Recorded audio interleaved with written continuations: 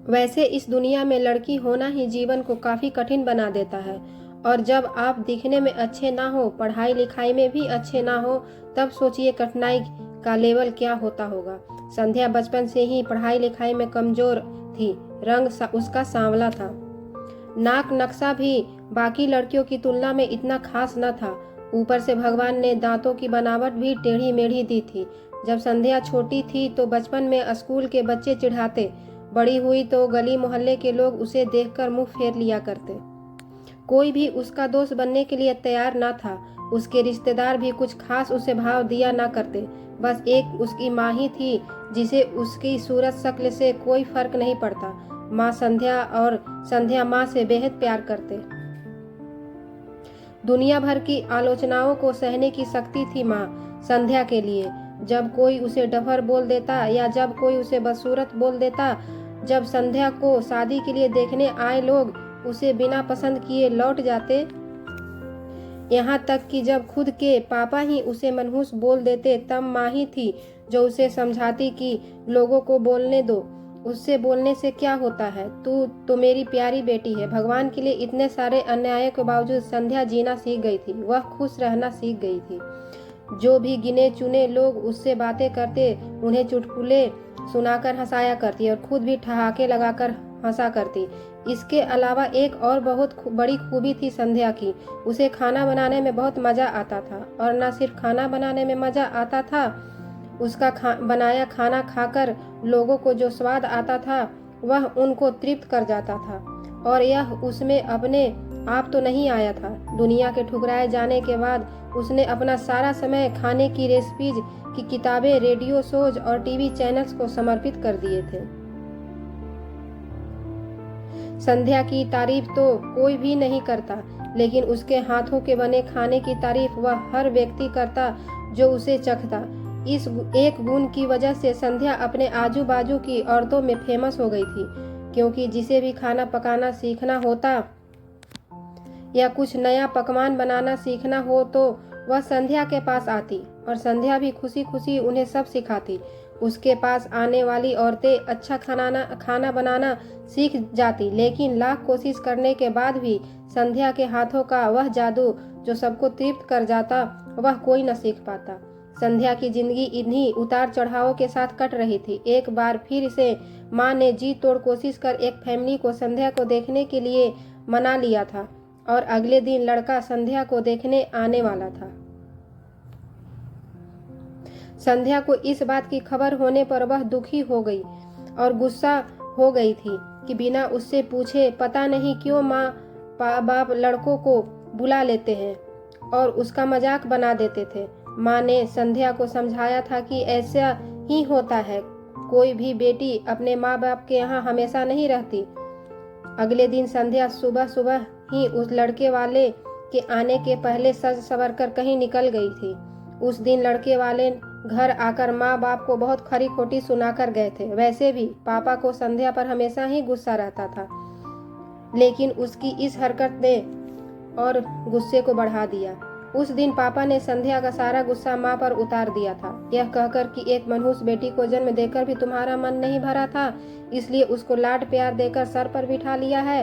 हमेशा अपनी बेटी के बारे में गलत बोलने वालों से नाराज रहने वाली माँ आज खुद संध्या से नाराज हो गई थी और वह अब संध्या के घर वापस आने की बेसब्री से राह देख रही थी ताकि अपना गुस्सा उस पर उतार सके।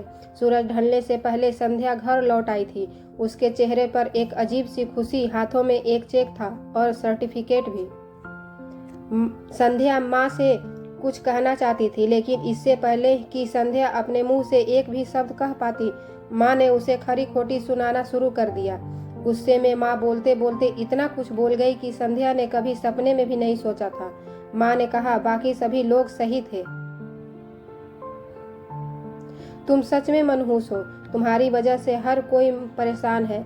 अच्छा होता तुम पैदा होते ही मर जाती, यह दिन ना देखना पड़ता हमें। गुस्से में बड़बड़ाती और सब्जियां काट रही माँ ने एक बार फिर संध्या की तरफ नहीं देखा था।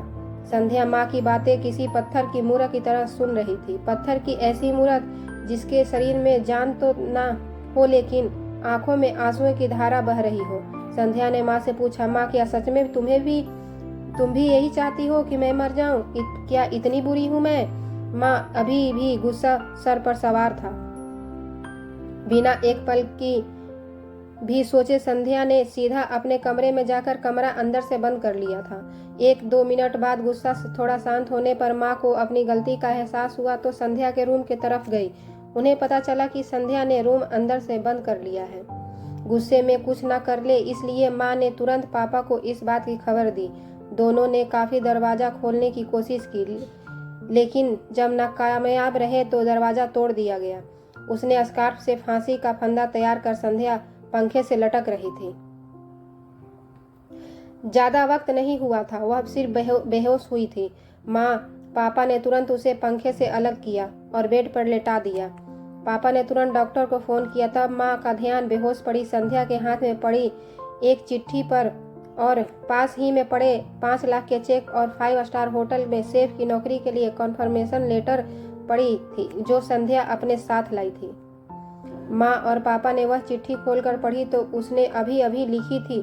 चिट्ठी कुछ इस प्रकार थी, मम्मी और पापा, मैं जानती हूँ मेरे जन्म से लेकर आज के दिन तक मैंने ऐसा कुछ भी नहीं किया है जिस पर आपको गर्व हो, लेकिन मैं आपको बताना चाहती थी कि आज मैं खाना पकाने के नेशनल लेवल कंपटीशन को जीत चुकी हूँ और 5 लाख का चेक मुझे प्रथम स्थान पर आने के लिए मिला था। जजिस को मेरा खाना इतना पसंद आया था कि उन्होंने मुझे एक बहुत बड़े होटल में बतौर मास्टर शेफ की नौकरी के लिए कन्फर्मेशन लेटर ही दे दिया था। पूरी दुनिया मेरे खिलाफ है, मुझे इस बात का कभी भी फर्क पड़ा ही नहीं था और ना ही बाबूजी की कड़वी बातें मैंने अपने दिल पर ली थी, क्योंकि मैं जानती थी बाहर से सख्त दिखने मेरे बाबूजी अंदर से तो मुझे प्यार ही करते थे। प्यार न करते होते तो बिना मांगे मुझे कपड़े, मिठाइयाँ, पटाखे ये सब ना ला कर देते। माँ के प्यार को कोई क्या बयां कर सकता है। मेरी माँ मेरे लिए मेरी सारी दुनिया थी। जब माँ मेरे साथ होती तो मुझे किसी बात की परवाह न होती। मेरी माँ मेरी थी, इसलिए मुझे किसी और की जरूरत न थी। मेरी माँ मेरे साथ नहीं है तो मेरी दुनिया मेरे साथ नहीं है, इसलिए मैं आज इस दुनिया को अलविदा कहकर जा रही हूँ। मैं जानती हूँ आपने कभी न कभी भगवान से यह दुआ जरूर मांगी होगी कि अगले जन्म में मेरे जैसी औलाद न मिले, लेकिन मैं हमेशा यह प्रार्थना करती थी कि अगले जन्म में तो क्या मेरे हर जन्म में मुझे आप जैसे ही माता पिता मिले, और आज भी यही प्रार्थना करके उसी भगवान के पास जा रही हूँ। चिट्ठी पढ़ते पढ़ते माँ और पापा सर से पांव तक पछतावे में डूब गए थे और बेहोश पड़ी संध्या के सर पर हाथ फेरते हुए फूट फूट कर रो रहे थे। दोस्तों, पूरी कहानी पढ़ने के लिए धन्यवाद। मैं जानती हूँ यह कहानी आपके दिल को छू गई है। मैं उम्मीद कर सकती हूँ कि आप जाने अनजाने में किसी भी व्यक्ति को उसके बाहरी लुक्स की वजह से दिल नहीं दुखाएंगे। वीडियो अच्छा लगे, कहानी अच्छा लगे तो प्लीज़ मेरे वीडियो को लाइक कर दीजिएगा, चैनल को सब्सक्राइब कर लीजिएगा। फुल वीडियो देखने के लिए धन्यवाद।